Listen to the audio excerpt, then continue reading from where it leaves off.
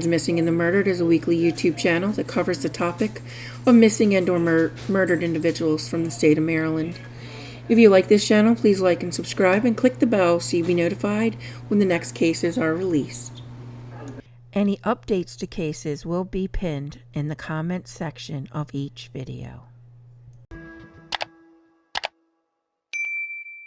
24-year-old Dionay Smith, who was called Dion, was getting his life together after recovering from substance abuse issues.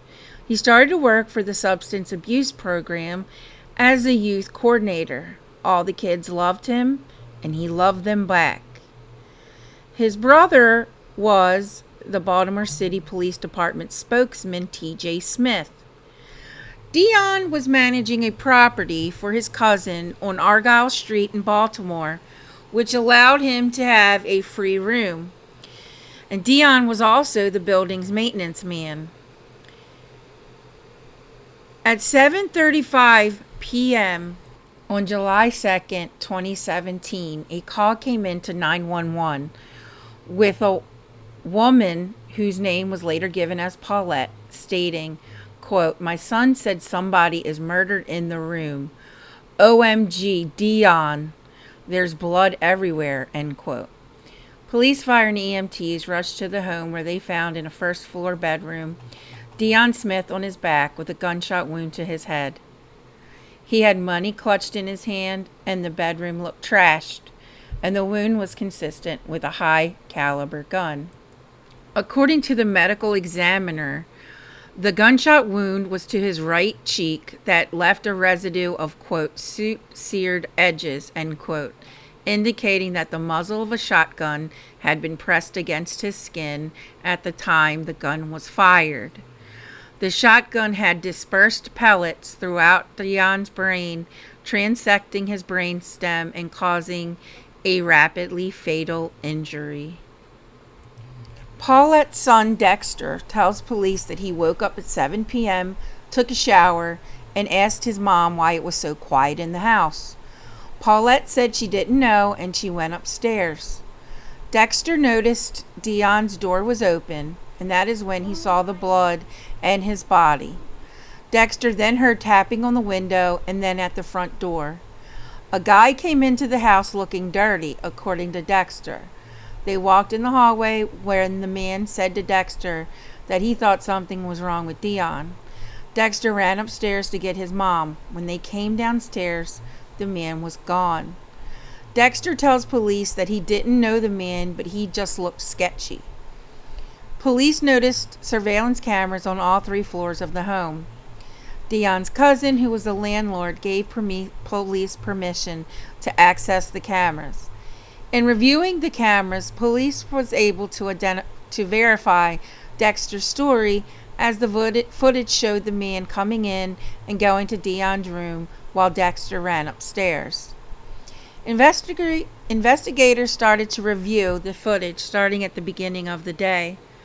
On the footage, Dion is shown moving his stuff out of the first-floor apartment to move to a bigger apartment on the second floor. A man in a white tank top was helping him. At 10:48 a.m., the tank top man was seen pacing in the hallway with a black bag. He then pulled his shotgun out from it.